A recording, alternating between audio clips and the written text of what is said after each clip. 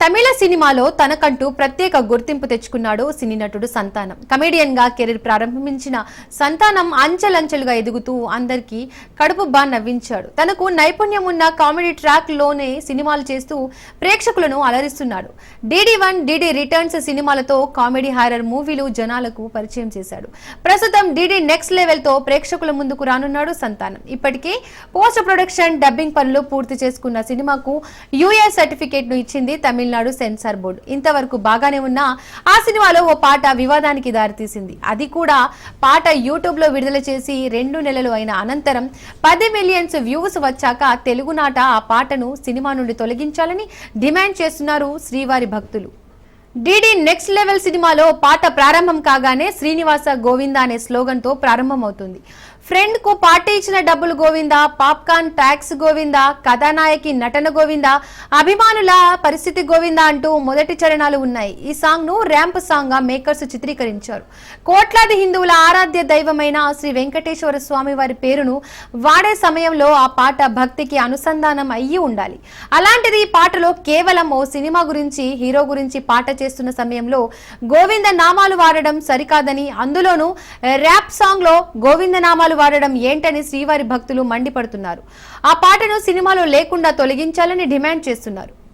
DD next level సినిమాలో Govinda నామాలను rap song గా సంగీత దర్శకుడు మార్చాడని జనసేన నాయకుడు కిరణ్ రాయల్ తెలిపారు. పాటను వెంటనే తొలగించాలని డిమాండ్ చేస్తూ తిరుమల 1 టౌన్ పోలీస్ స్టేషన్ లో ఫిర్యాదు చేశాడు. సినిమాలో గోవింద నామాలతో ఉన్న పాటను వెంటనే తొలగించేలా చర్యలు తీసుకోవాలని కోరారు. తమిళనాడులో నాస్తిక ప్రభుత్వం ఈ పాటపై చర్యలు తీసుకోవడం లేదని ఆందోళన వ్యక్తం చేశారు.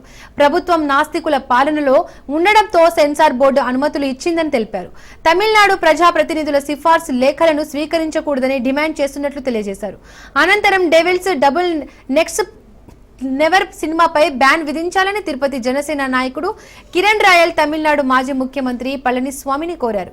హిందువుల మనోభావాలు దెబ్బతీసే విధంగా ఉన్న ఆ పాటను సినిమాలో తొలగించాలని, తొలగించకపోతే సినిమాను బ్యాన్ చేయాలని కోరారు. దీనిపై సానుకూలంగా స్పందించిన పళనిస్వామి తమిళనాడు ప్రభుత్వంతో మాట్లాడి చర్యలు తీసుకుంటామని హామీ ఇచ్చినట్టు తెలుస్తోంది. హిందువుల మీద మరో దాడి చేస్తోంది తమిళనాడు ప్రభుత్వం అని కూడా చెప్పచ్చు. ఒక సినిమా తీశారు.